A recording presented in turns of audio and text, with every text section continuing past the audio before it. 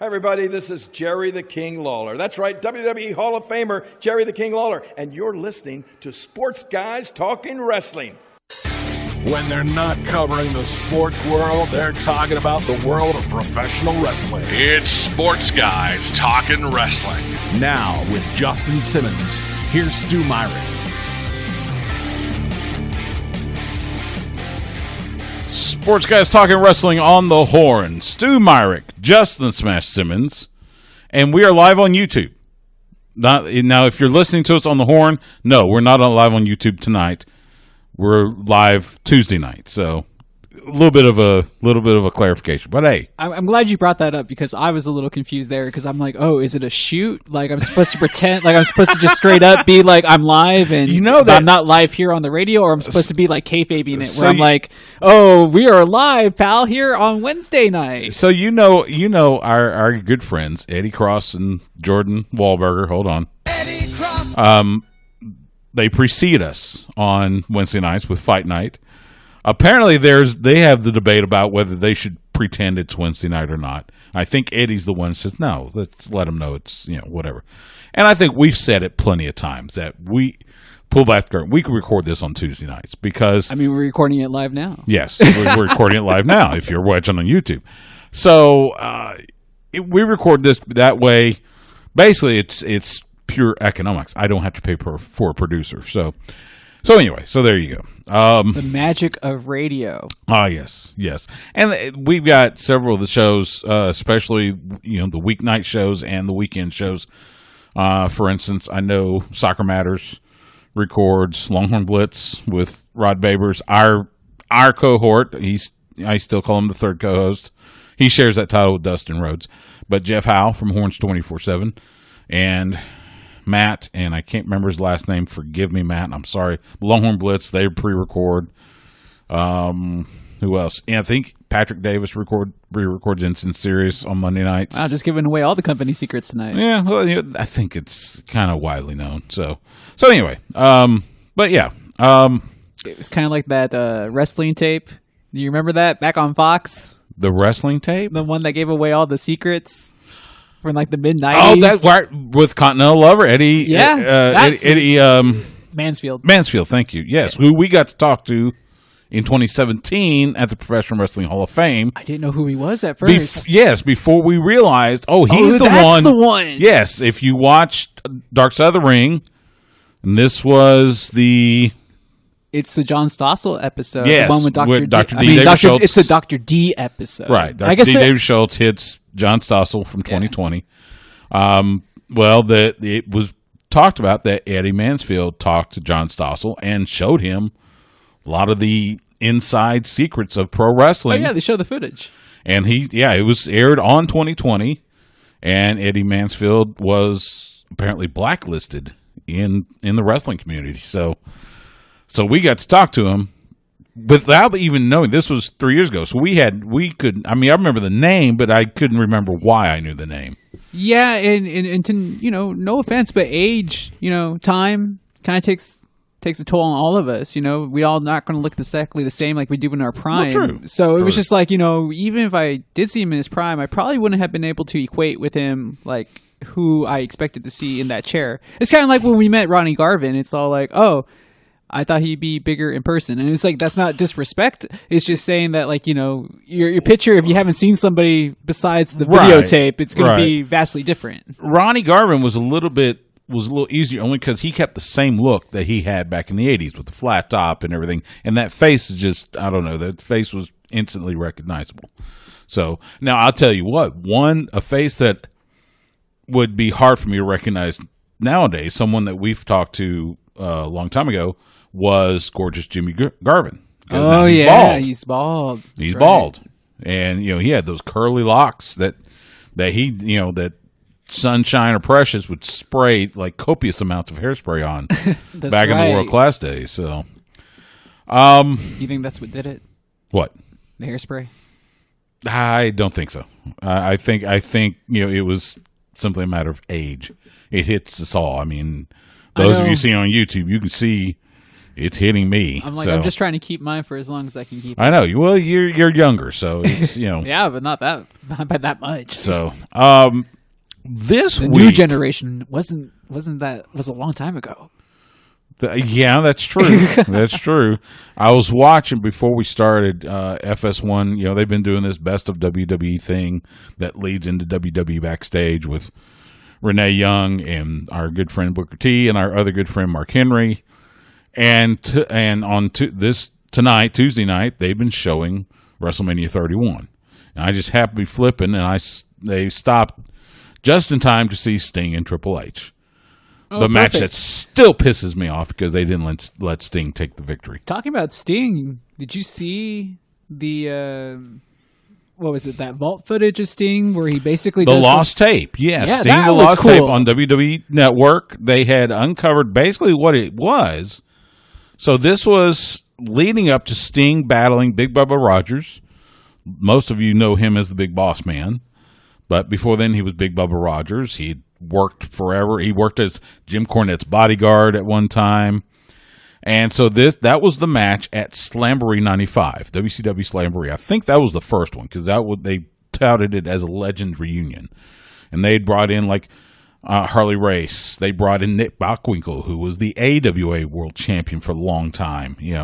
Brought in several other legends. And so it was a match with Sting and Big Bubba Rogers. And so they did this kind of a behind the scenes showing Sting, mixing in with the crowd that was there at the venue, and then him talking to Marcus Bagwell. Before he was buff, he was Marcus Alexander Bagwell, and showed him talking to Macho Man Randy Savage. And Macho Man, you actually got to hear Macho Man Randy Savage without his real voice. Macho Man voice. So that was interesting. You could tell they were good friends. Yeah. Legit good friends. Yeah. I wasn't expecting to see that.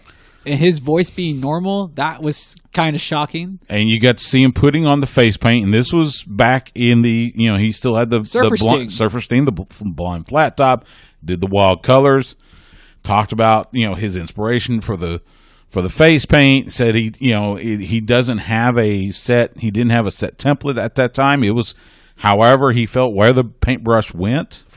Yeah, see, I love little nuances like that in almost all my uniform details. So to get it straight from him back in his heyday, absolutely, and never seen this before. It's so hard to find new stuff, I feel, as a wrestling fan, because it's most of the stuff I've already known. I'm just watching stuff to kill time, but I've already seen and heard about the Click 1,000 times. But this was fresh. This was new. Fresh.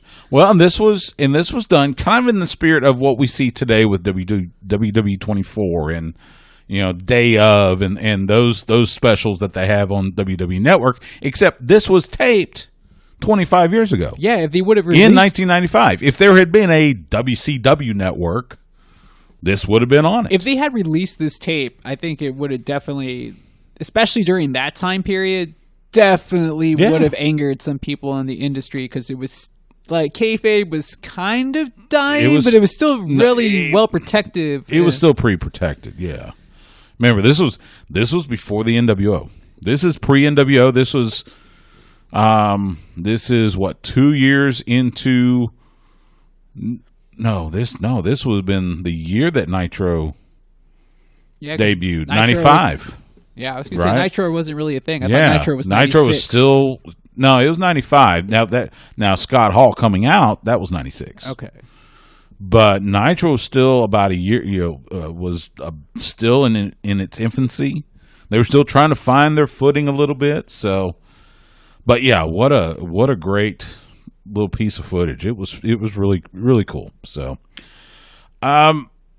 couple of notes from this week. I want to start with SmackDown. The way that they basically ended up taking Jeff Hardy and Elias out of the Intercontinental Tournament. They did this thing. If you didn't see it, they did this thing. They opened up SmackDown outside the Performance Center, and Elias is being stretchered, taken to an ambulance because his car he got hit by a car, and they find Jeff Hardy, and he smells of alcohol, and they decided to arrest him and take him away. And then, the whole thing basically ends up being, there was a battle royal. Sheamus wins the battle royal. He faces Daniel Bryan. Daniel Bryan wins. It's going to be Daniel Bryan versus AJ Styles for the Intercontinental Championship, and not at Backlash. It's going to happen on the SmackDown before Backlash on June 12th. Interesting that they give away a pay-per-view match on SmackDown. Yeah, But okay. I'm a little that seems odd to me too. What did you think? And putting this in kind of the context of they've just brought in Jeff back. They had this whole thing about his redemption and shown all these videos, and then he started this feud with Sheamus.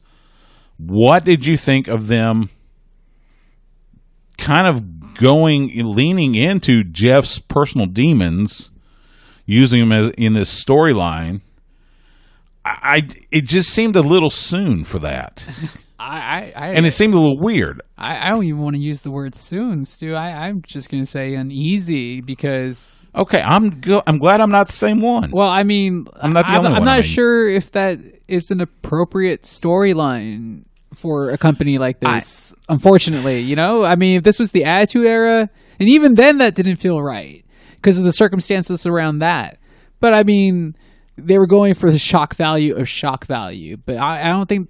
they really placate to shock value necessarily anymore. It felt very much Attitude Era booking, but it was just too strong. It was like yeah. They were talking about how Jeff Hardy smelled of alcohol, and I'm going, oh, why are you going down this road? He just came back. Yeah, I was like, oh, okay, I guess weird. Yeah, I mean, I saw a lot of people on Twitter kind of uncomfortable too, and I was like, I get it.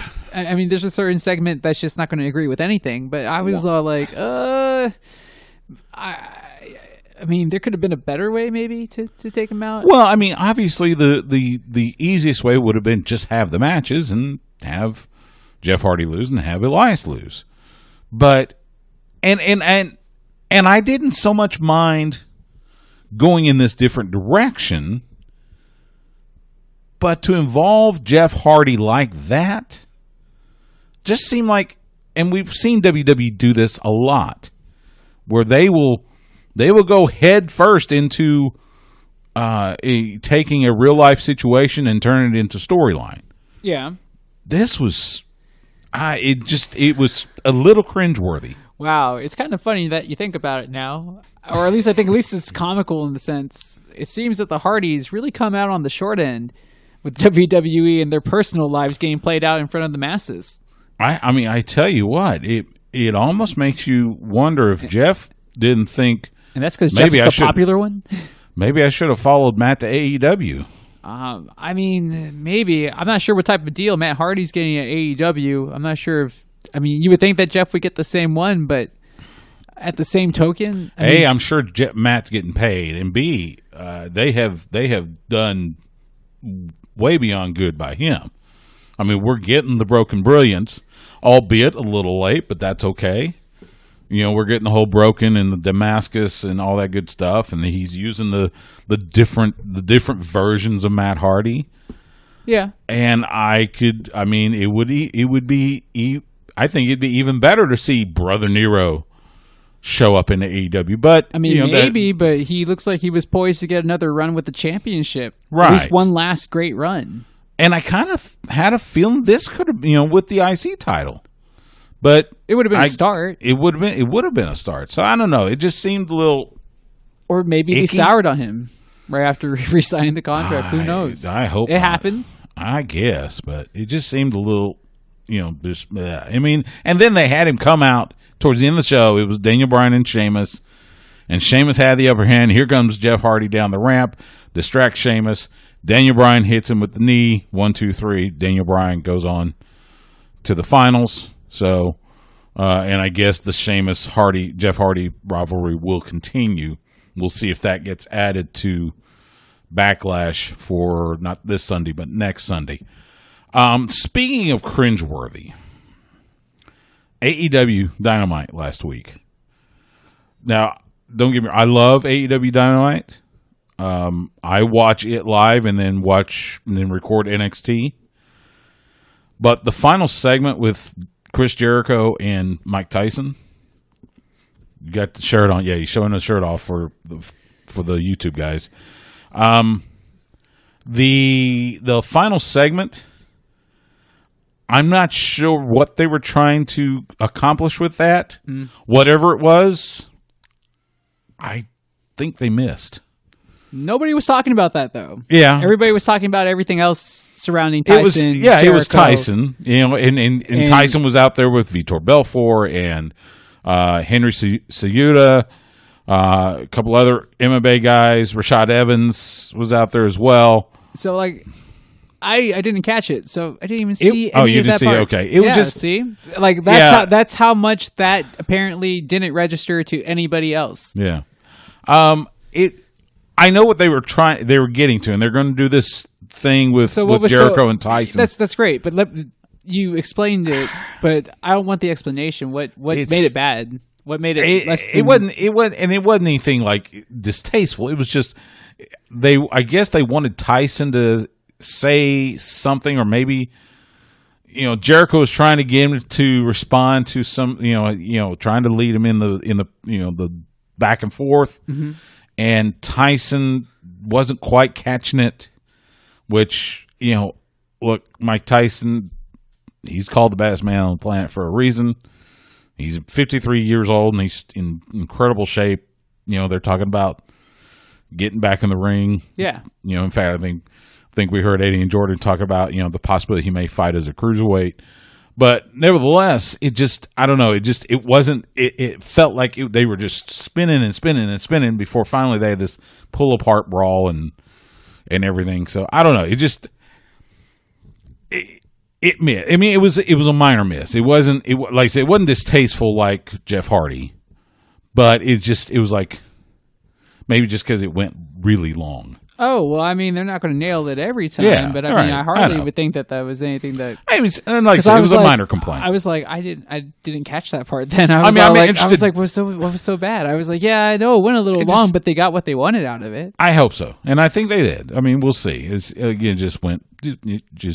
like, all right, let's carry it on. So, one thing that has gone right this week, the 24/7 championship is back where it belongs, around the waist of R-Truth.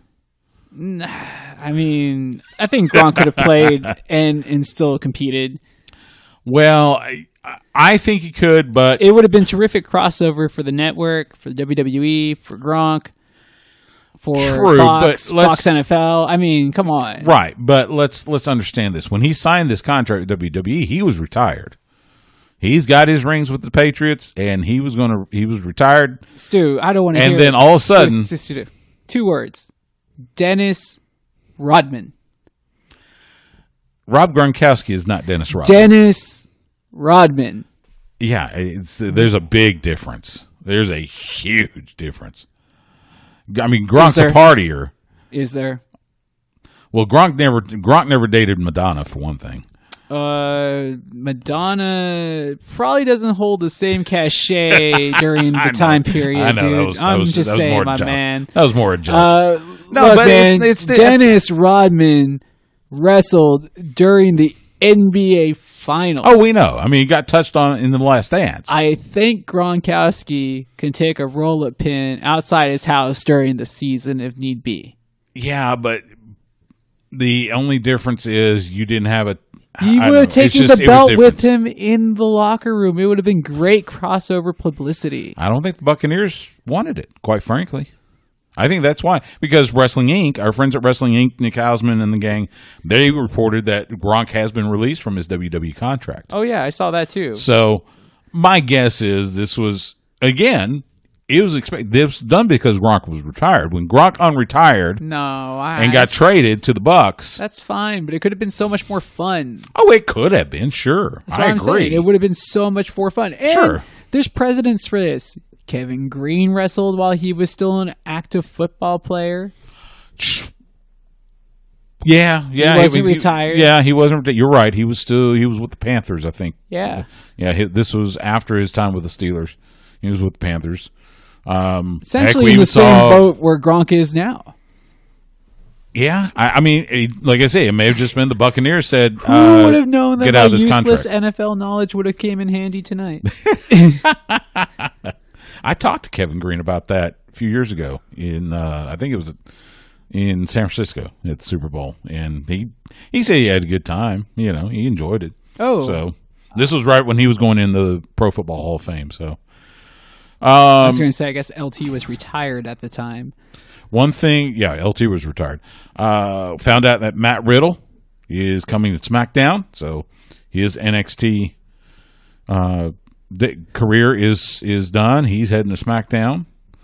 So that'll be an interesting. Who's Matt Riddle's first opponent on SmackDown? I don't know, but it seems like they want to have him versus Brock at some point if they can make that happen. I think they're not going to do it. Brock doesn't want it. I know he doesn't, but I think money talks. I don't think Vince has enough money to make Brock want to fight Matt Riddle. Undertaker said he was going to be done like 3 matches ago. True. But they just keep on piling the money in the dump truck and dropping it off. That's and true. Somehow he finds a way to make it to the ring. I'm thinking I'm not going to hold my breath. Let's put it that way. Did you think that you're going to see Brock take the butt whooping that he did against like Drew McIntyre and drop the belt like that at the very beginning of the show? Come on. I knew he was going to drop the belt. I didn't think it'd be. I didn't expect that kind of a match. Yeah, I didn't think he'd be dominated. So. I mean, don't get me wrong. Good for Drew that he stomps the beast and stops him definitively. Yeah. Also, WWE has debuted a free version of the WWE Network. It will have archived Raw, SmackDown, NXT episodes, select original programming, and the return of Raw Talk, which debuted Monday night with Charlie Caruso and Samoa Joe.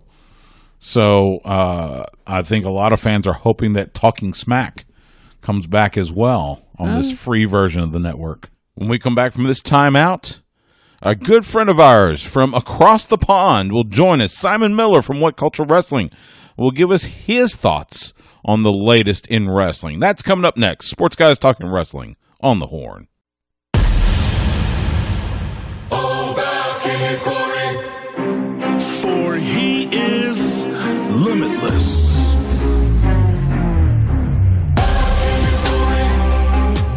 This is the limitless Keith Lee, and you're now basking in the glory of Sports Guys Talking Wrestling. For he is limitless. Oh, who is he? Who's that champ I see?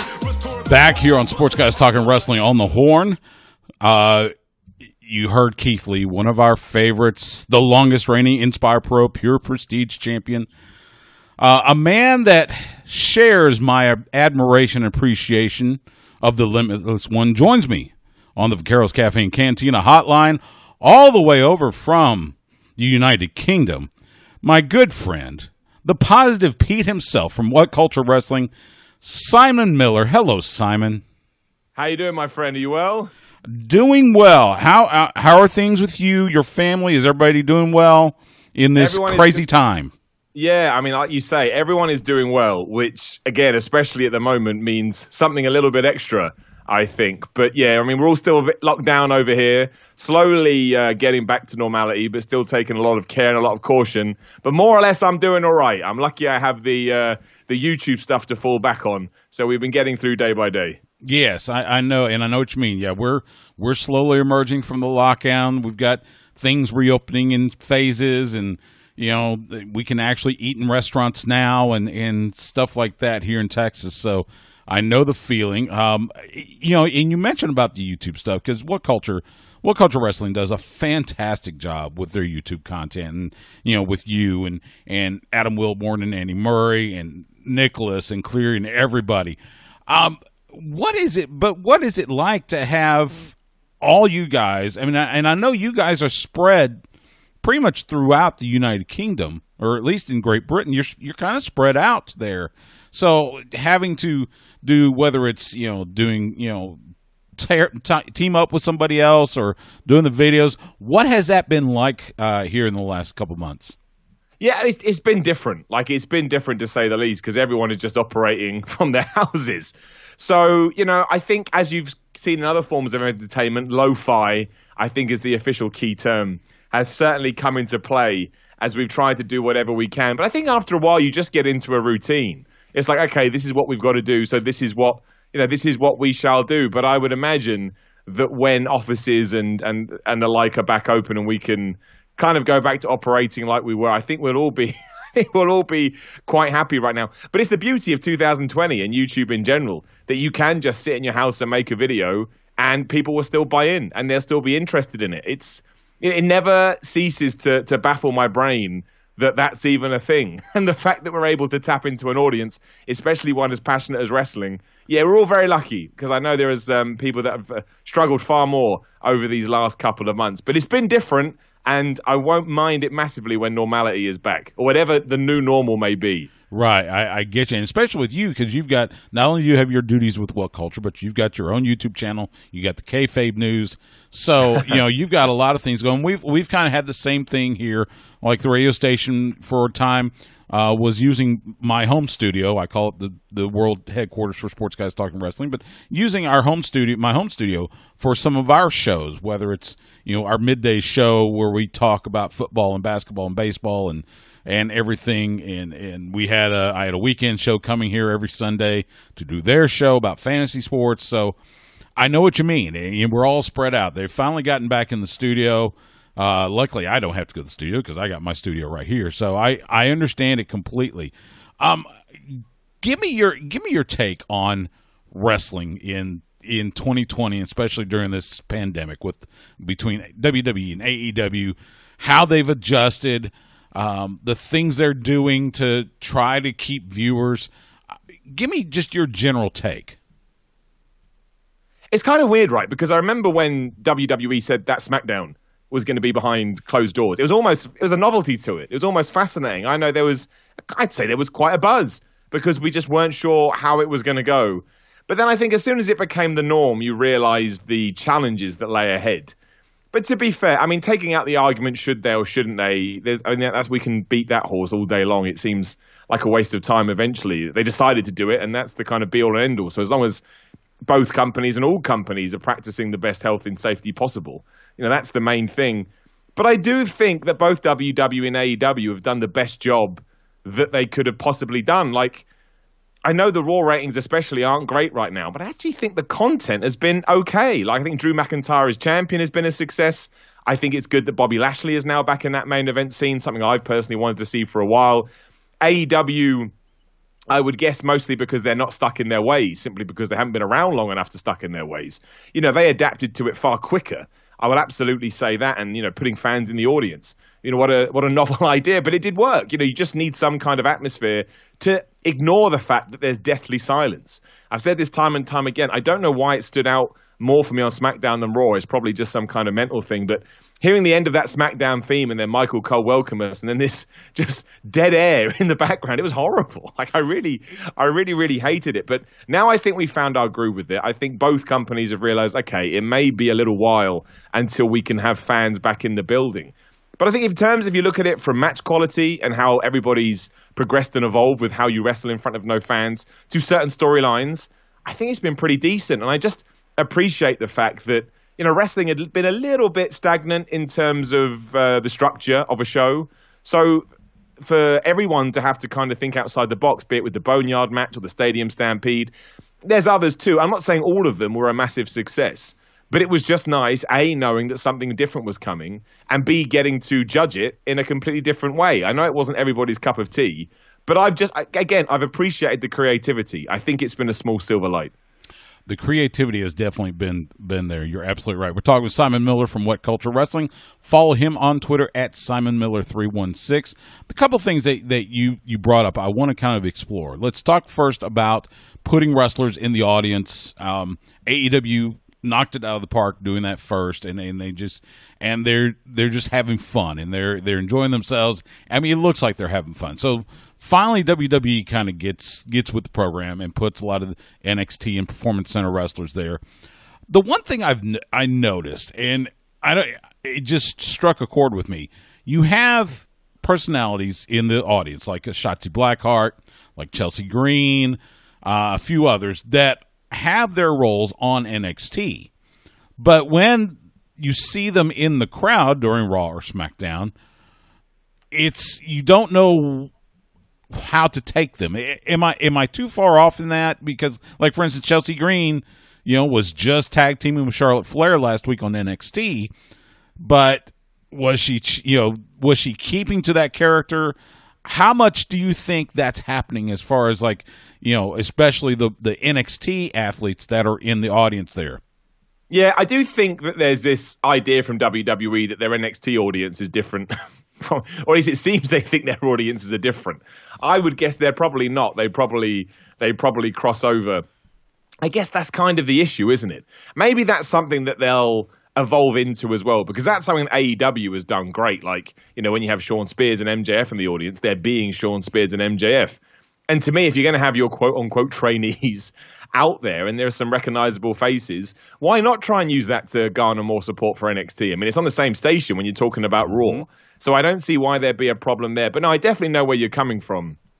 You don't want to have too much of a disconnect, because while the more casual fan may not notice, the hardcore fan does. And let's face it, right now, we are down to the hardcore fans, with a lot of the more peripheral audience being like, you know what, I'm going to wait until we have a proper audience back before I actually retune into wrestling, which again, I can completely understand. I know guys that just don't want to watch wrestling without a crowd, and they're huge wrestling fans, but it just doesn't work for them. And that kind of goes back to this creativity aspect. I think if you are going to put those guys in the crowd, absolutely you should tie it in. Have Michael Cole, Corey Graves, Byron Saxton, Tom Phillips, reference these people. You can see them on Wednesdays. Maybe you can even do a little bit of an angle in the crowd. Anything you can do that's different right now is going to get a massive tick from me, just because I'm desperate for it. Distract me, because there's no point pretending what's going on in the world isn't going on when you watch wrestling, because it's like, where's the thousands of people? So straight away. So I'm hoping that's something they look into at some point, because I also think it would give them, a better spotlight as well. It doesn't have to be more than a minute or two. I mean, Jessamine Duke, for example, I think she's been great in the crowd. Like, she's acting like a fan because, of course, she was a fan and used to go to PWG shows. A lot of the podcasts this week have been talking about that. Mm-hmm. But that kind of stuff stands out. And you don't want everyone to do it, but if you can kind of give the green light and give the nod to maybe two or three of them, it would make the crowd more interesting. And they are wrestlers, and we know that. So why not tap into it? Yeah, I couldn't agree more. And before I get to my next point, the other thing is that's kind of comical to me is when Raw and SmackDown put up the plexiglass in between the ring area and along the barricades, and all I can think of course, I'm a sports reporter as well, so of course the first thing I think of is, okay, they're about to drop a puck. We're going to have a hockey game here. The Tampa Bay Lightning are going to get out there. They're going to freeze the ringside area and have a hockey game. The NHL could use the Performance Center as an alternate site. I mean, it's I don't know. It's crazy like that. The other thing I was thinking about, you talked about cinematic matches, and my co-host and I were talking about this earlier, where we're going to see a new one at NXT TakeOver with Adam Cole and Velveteen Dream. We've heard it was taped, and they had cars with the headlights shining in, kind of very gritty, kind of a street fight type of feel. Do you think there's going to come a point where they could rely too much on cinematic matches? Yeah, it's the same with everything, right? And I love WWE, but they have a tendency sometimes to run things into the ground. I think that's, it's like a dog with a bone. But I guess it all depends. I think we'll learn a lot on Sunday, because it all depends on how this one is presented. Like, obviously, the Boneyard match felt completely different to the Firefly Funhouse match, whereas, I wouldn't really call Randy Orton versus Edge a cinematic match, but it was edited that way. So that kind of sat somewhere in between, as did Gargano and Ciampa. And I would say sort of the feedback that I got was that the Ciampa Gargano stuff maybe didn't hit as some people expected. But if WWE can learn from all of that and present something this Sunday, in the NXT Championship match, then I'll think we know. But if it's kind of starts to feel like the other ones, then of course it's going to be the law of diminishing returns. The first one was always going to be the best if they were successful with it, which they were, because it was unlike anything we'd ever seen in the world of wrestling, to a point. I know back in the day they'd done this stuff. But the production values, for me at least, were far higher than I was expecting. But yeah, it's like anything. You don't just want to watch a grappling match for 3 hours. You don't just want to watch a high-flying match for 3 hours. You want variety. And you want it to be different each time. And I really hope that WWE know that. So then when we do watch Velveteen Dream versus Adam Cole this weekend, that it will be a little bit different. Because if it's not, and you're just copying, pasting, wrestlers over other wrestlers, then why even bother doing it? I don't necessarily think it's something that we should continue to do when we are back to normal, but I do think it's something that should be brought back here and there, which is another reason why you don't want to overdo it too much now, because, again, the Boneyard match especially proved, and the Stadium Stampede match proved, that used right with the right storyline and the right execution, you're going to get people to tap in. You're going to get great social media responses, which obviously is what every company wants. But if you kill the idea before you needed to do it, then you're kind of in the same position that we were in before the lockdown, saying, well, how do we change up Raw? It's been the same for 20 years. So we stumbled across this new idea, and now the best bet to me, at least, is to just eke it out, and see what's in the tank, right? What's in the tank? How long can we keep them going? Yeah, I agree. It's we've seen hybrids too. We've seen talk about the backlot brawl several years ago in WrestleMania with Goldust, now Dustin Rhodes and Roddy Piper, and I've talked to Dustin several times about that, where how crazy that was to shoot part of it, but you still had pieces, at least the beginning and the ending, happen live there in the stadium. So, real quick before I let you go, just give me your view on when we do get to attend a live wrestling event. What do you think it's going to look like? I mean, I think, you mentioned that Perspex glass. I think that kind of ties into it. I would imagine that's been put up to get fans used to it so that when we are allowed back in the arena, there's a shield between us and the wrestlers. And it will be a little bit jarring at first, but it's been introduced now. I don't know whether AEW will do the same or if they have a different idea. But yeah, I really don't know. I was thinking and chatting to this about with somebody the other day, more specifically to independent wrestling, because I was like, how are indie companies going to run any events if you can't put asses in seats? Because that's how they make their money. They're not like huge companies. It's the gate that they rely on, even to pay the talent. So how do you know how many people to get through the door? And when it comes to WWE, obviously they can continue to run with zero crowd, meaning when certain states and certain places say, okay, maybe you can have 25%, 50%, whatever it may be, of a capacity in a venue. But how weird will that look? Do you want to sort of, because you can't, it's not like a situation where you've drawn a band house and so you push everybody up to the front. The idea will be that you have to socially distance. So you will just have these pockets of people dotted around and you'll have these bizarre noises.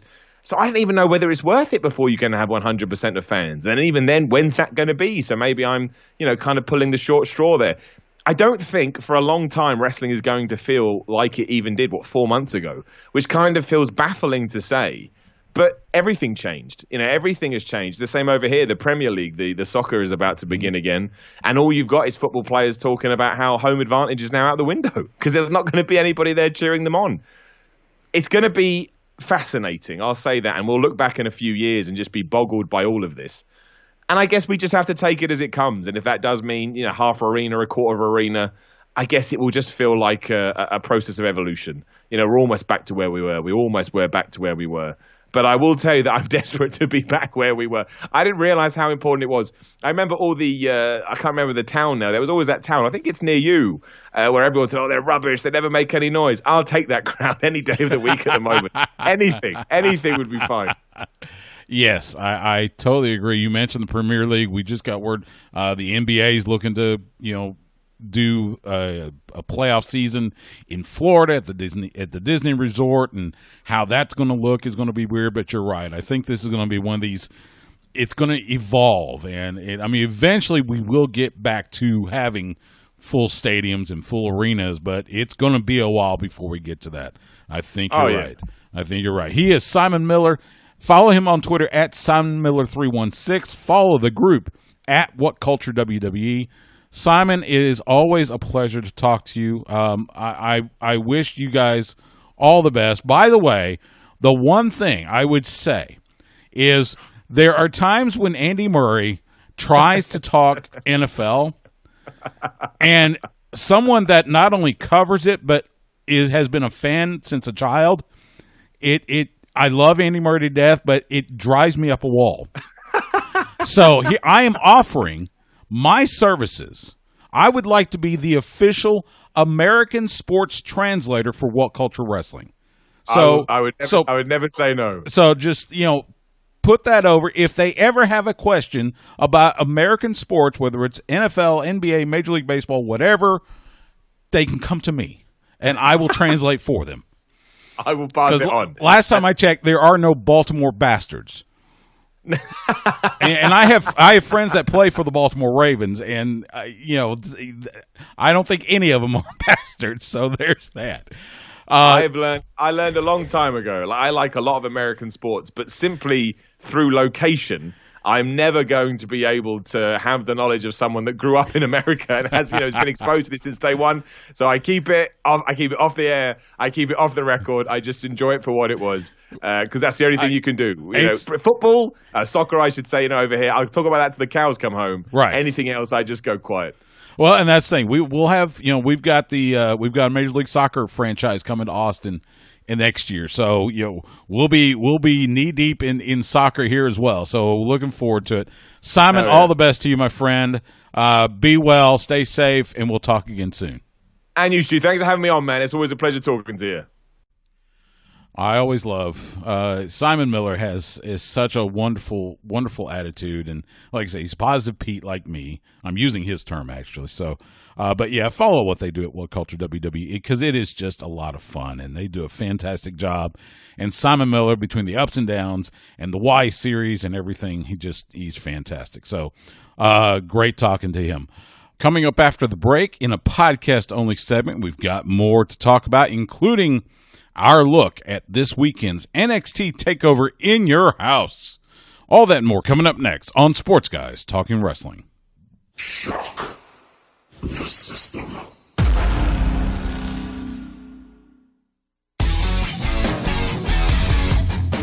Ladies and gentlemen, this is Adam Cole, baby. And you're listening to Sports Guys Talking Wrestling.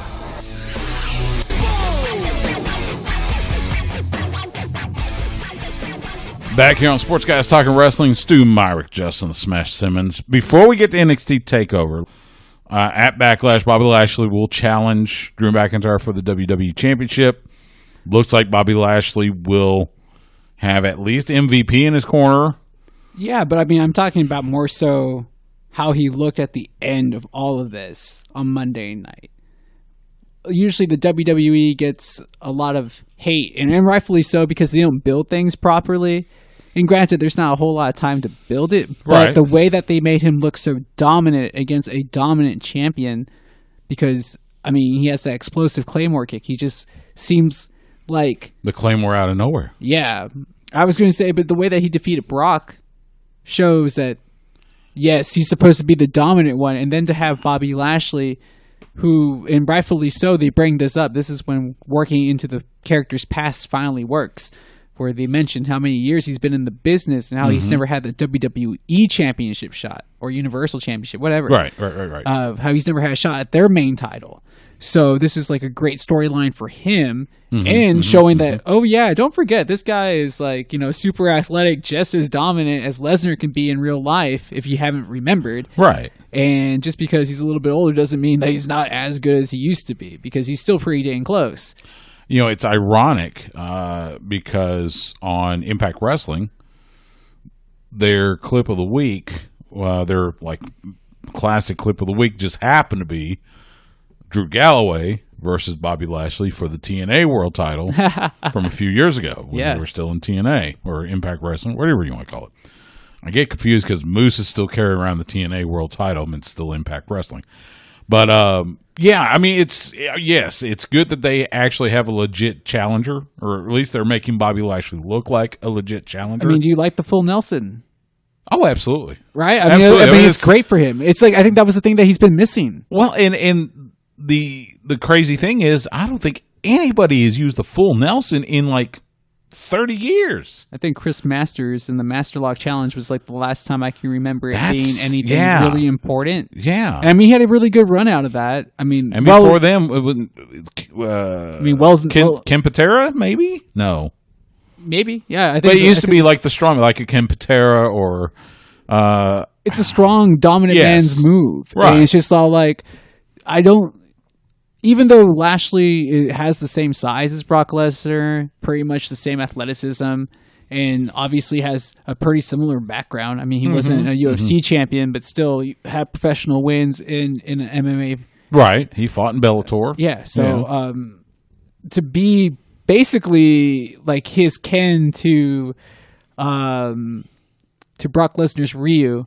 I know I lost you with a video game reference, but my friends out there know exactly what I'm talking about. He's like a palette swap, if you will. Okay, all right. No, Like if you pick the same character, you would have Brock versus Lashley. Like they're pretty much much the same. But in order for him to actually have like this chance in WWE, it just makes a huge difference. And to have this type of hold, I always felt that he just didn't show the explosiveness. Yeah.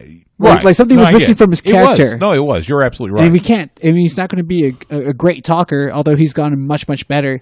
This kind of does all the talking for him. He has done a little bit better. Now, of course, all this will be not because they will find a way. It'll either be MVP costs him the title or Lana costs him the title because I think they're still simmering on the whole Bobby Lashley-Lana breakup thing. You want to talk about cringe, though. That Lana part, I didn't get at all. I didn't either. That was... I see what they're trying to do, but they are missing by a mile. Yeah, that one really, really missed hard. Yeah. Like, not even kind of. Yeah. Like, no, just straight up miss. Yeah. And I hate to say this, but because I love seeing Lana on TV, I don't really want to see Lana on TV in this. Let's have the kind of the, at least two of the beatdown crew reunion and see what they can do. Because MVP and Lashley had a pretty good thing going in Impact. Yeah. I'd like to see some of that transposed to Monday Night Raw. It looks like that's what they're doing. Yeah. And it's good to see MVP get like a little title shot too. I do too. After putting all the years that he has put in the business. Yeah. So this Sunday, NXT TakeOver in your house. That's still kind of cool that they're using the old logo. It is this Sunday, 7 p.m. Eastern, 6 p.m. Central on the WWE Network. Card looks like this. Finn Balor will take on Damian Priest. Are we never going to see the Demon again? I don't think so. At least not for a while. I think we are in the Prince Devitt version of Finn Balor. While we have the Prince Devitt version of Finn Balor, we will not see the Demon. But how does this guy go from Universal Champion to opener on NXT? And not saying that the curtain jerk, if you will, isn't in like an important position, because it is. I mean, you set the tone for the rest of the night. It's just that the guys on the lower part of the card usually don't get paid as much as the people on the higher end of the card. Well, remember, it's NXT TakeOver, so it's only 5 matches. So, and it may not be the first match. It's just the first one I've got listed, but it may not be the first match of the card. But he's not going to be in the main event. No, he's not going to be in the main event. And it's just like this guy was in the main event. He's been, I agree. Now, as far as, when going from Universal Champion to what we see now, part of that was just horrendous luck because of injuries. Part of it was horrendous booking on Raw or SmackDown, whichever show you want. But is he done? I mean, it seemed like all the momentum was there, and like, yes, unfortunate injury, obviously, because he finished the match with a separated shoulder. But it's just kind of like, oh, is the momentum gone? Like, this is it. That was it. That was the best we were going to get to see of him at the highest level. Because let's admit, the Raw's still the A show, right? Allegedly, yes. Yeah. So I'm just like, I feel unfortunately this is like the downslope of the career. Like, I hope not, but it's hard not to at least have that in the back of your mind. I mean, all the great ones go through it. Right. And especially someone that has wrestled as hard as Finn Balor, Prince Devitt, whichever name you want to use. I mean, I'm trying not to throughout count his out years. Because Daniel Bryan came back, from something really bad and was able to come back and win the title. But at the same token, I think for right now, it seems like he wants to do this Prince thing. But has he lost the crowd? I guess that's my big question, because like the way that the crowd has always loved Daniel Bryan, obviously the crowd was really behind the Demon. They really loved the Finn Balor. They loved the entrance. But has that sustained? Because I haven't really seen a lot of NXT, and when I do, I'm not watching him. Right, and I think that's part of the problem is that they've tried to go back to capture what what captured the crowd in New Japan. The problem is New Japan crowd and NXT crowd are not the same. It's closer than New Japan crowd versus Raw crowd, but it's still not there. And I think that there is they brought him back, had him turn heel on, was it Gargano? Yes. Gargano, and in effect, but he was also battling Undisputed Era. Then he had the match with Gargano. Now he's battling Damian Priest, so we don't know if he's a heel or face. And I'll be on. And the crazy thing is, as much as we talk about tweeners and nobody looks at face and heel anymore, I think right now there's confusion more than anything. What is the Prince Devitt version of Finn Balor? Is he supposed to be a bad guy? It's just a badass? What? That's and we don't know. Good way of putting it there. I'm really not sure. But the one thing that this card kind of tells me is that, Damian Priest probably should win this. You would think so. I mean, if you're trying to build him the way properly, this is a big that's win. Who's getting built? Is it Finn Balor or Damian Priest? You would think it's Priest. I mean, after the introduction that they had a couple of weeks ago, everybody was talking about it. I mean, that was like probably the number one thing. Yeah. And that probably surpassed AEW that week too, I think, was that intro. Like everybody was talking about that. Well, intro. I like Damian Priest. I think, and of course, knew him back as Punishment Martinez in Ring of Honor. Got to talk to him many times. Great guy. Want to see him do well. So I think it's just a matter of, okay, where are they going with this? And I don't think anybody really knows. Nobody has a feel one way or the other. So other matches on the card. Tommaso Ciampa will face Karrion Kross. That introduction. I said it a couple weeks ago with Scarlett, who, by the way, good God, and we've seen her in person. Mm-hmm. She appeared at Wrestle Circus a couple times. That's going to be a hell of a match. I get the feeling Karrion Kross will get the win because I think he's going to be built up as the next monster heel. Not really monster, but the next big heel. And the problem with that is, okay, then where does Ciampa go? Because Ciampa's done pretty much everything in NXT, but it seems like he wants to stay in NXT. I guess he can go. Gargano's made it clear he wants to stay in NXT, and both of them were ready for Raw or SmackDown, a year ago. I mean, they had their chance. They had their chance. Just injuries. Yeah. Unfortunate injuries. Speaking of Gargano, he will challenge our man, Keith Lee, for the NXT North American Championship. And I get this sneaky suspicion that Gargano will find a way to win and become the North American champion again. Wow. So you think that Ciampa would go after Gargano again for the North American title? No. For the love of God. We've done that. We've blown that feud off. Let's not do that again. I mean, because the only possible thing is that they become a tag team. Who? And reform DIY? Yeah. That ain't going to happen either. It's the next logical step. Because Tommaso Ciampa is kind of a babyface right now. Yeah. So Johnny Gargano's a heel right now. I know. That's why. The vignettes with him and Candice LeRae. Is it working for you? It's interesting. I'm intrigued enough, and especially when you put them with Keith Lee and Mia Yim, I'm kind of digging it. Okay. It's got me interested.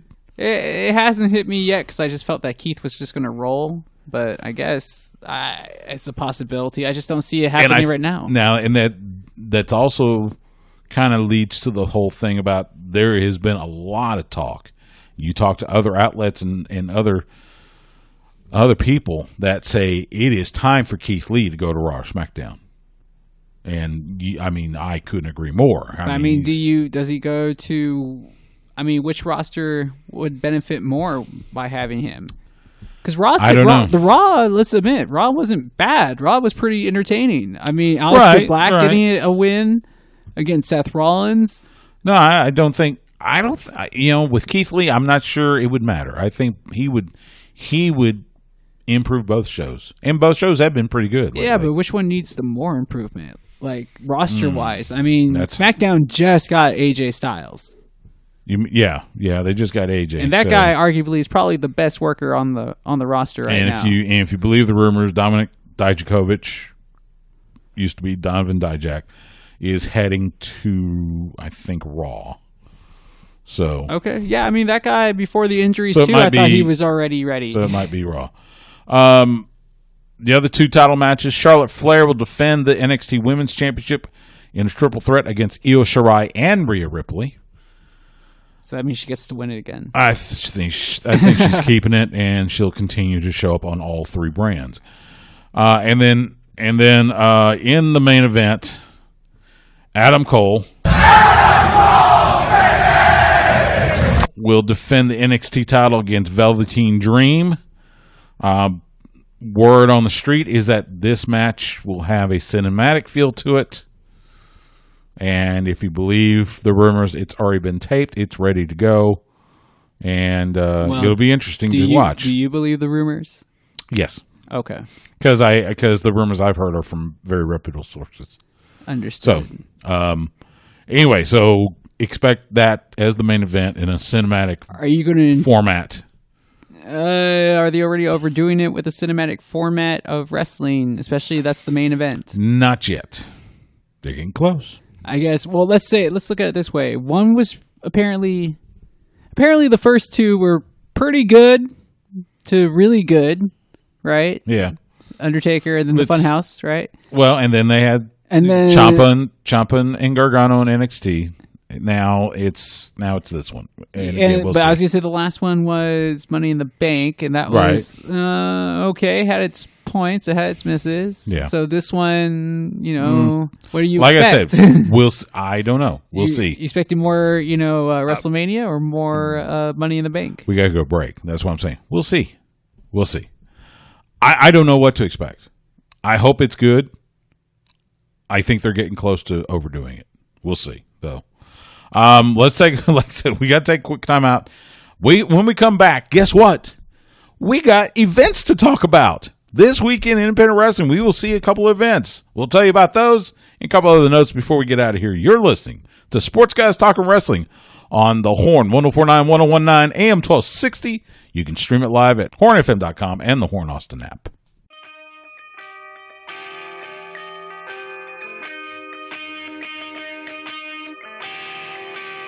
So ride! If you don't know, you should know. This is the Bear, the final boss, Ruthless Ryan Davidson, and you are listening to Sports Guys Talking Wrestling.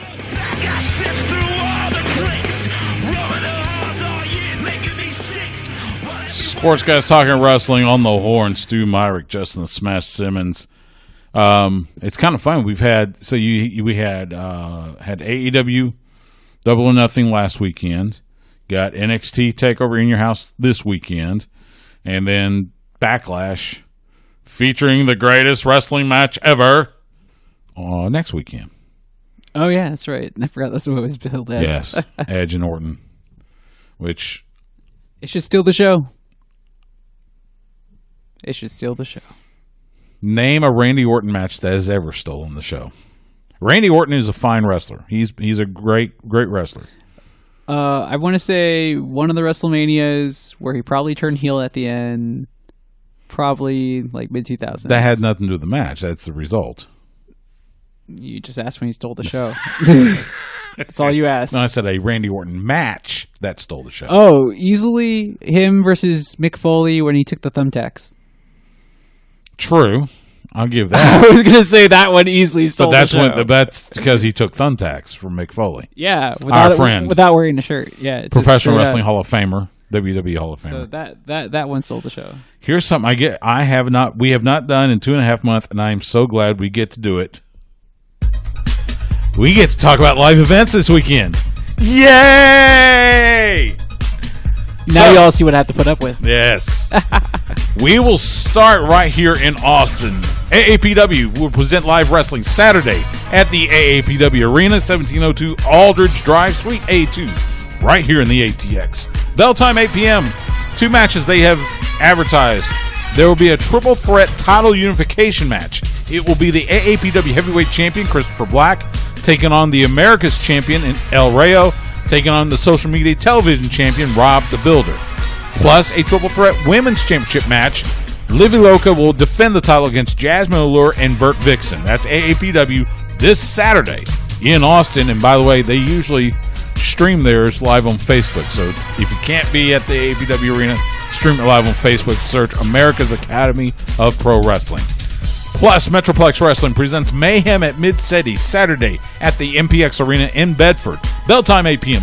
Dave Segan, Dirty Andy Dalton, Prince Adam, Sky Dilla Cremosa, and more. That's Metroplex Wrestling Saturday night in Bedford, up in the Metroplex. And that's a look at independent wrestling around the area. Make sure you go out and support independent wrestling while you are careful and social distance and all that good stuff. I was going to say, you're really excited about that. I am. You turned it up to 11. Dude. I had to put my volume down on my headphones. It's been, well, now, and the funny thing was Metroplex Wrestling, I believe they started last week with a live event. So kudos to them. I mean, look, and believe me, I have heard every report about COVID-19, but there comes a point when it's kind of like, I just want to get out and see something. So please be careful. Please be careful. Yeah, I was like, you're welcome to, but at least take precautions. And by the way, and the APW said, look, wear the face coverings. They're going to do temperature checks at the door. They're going to, the seating will be where social distance, the 6 feet apart and all that good stuff. So I know AAPW is at least, and I'm pretty sure Metroplex Wrestling will do this as well. And I've seen several other independent promotions around Texas that say they're going to take these precautions. But at the same time, we get to see live wrestling. Yeah. So and I love going to AAPW. Our good friend Ray Campos and Steve Areno and everybody there get to go hang out with Steve Areno.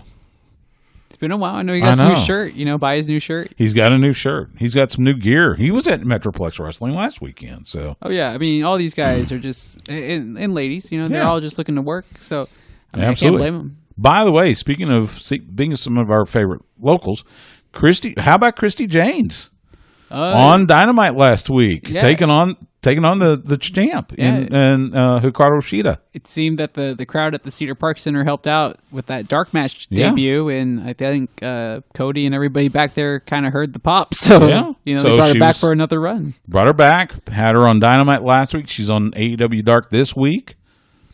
Good for her. So proud of her. So happy for her. So I mean, she was giving us those workout tips last time around. So that's true. So now we have much more to talk about with her next time we get her. That's right. Which we need to get her. We need to talk Ricky Starks. We need to get you. I had to ask you before we end the show, just because they're bringing back the In Your House name, and I wanted to pose this to the radio listeners out there. Maybe we'll get some text messages about it. But what's your favorite In Your House? I'll be honest. I don't remember. Mind Games was good. Mind Games was good. Mine, and I guess this is like everybody's. Beware of Dog was pretty decent. I'll be honest. They don't. The In Your Houses.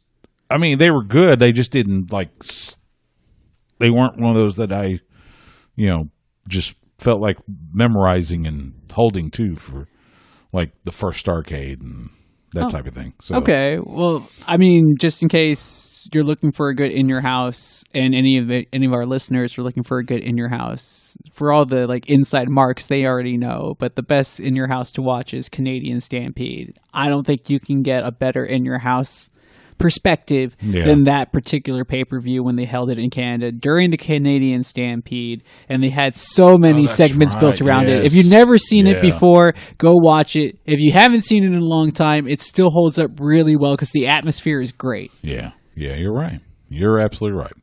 And that'll do it for this week's Sports Guys Talking Wrestling. You can follow Justin the Smash Simmons on Twitter, Instagram, and Twitch at The Smash Simmons. You can follow me on Twitter and Instagram at Stu Myrick. That's STEWMYRICK. You can follow the show on Twitter at SGTWATX. You can find us on Facebook and Instagram at Sports Guys Talking Wrestling.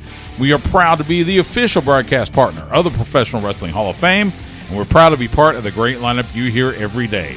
On the flagship station for the Texas Longhorns, we are The Horn. Catch us Wednesday nights, 9 p.m. Central on The Horn, or catch us anytime on demand by going to hornfm.com, click on the On Air tab, or by subscribing to us on your favorite podcast platform. For Justin, I'm Stu. Thank you so much for giving us some of your time tonight. We will see you at the matches.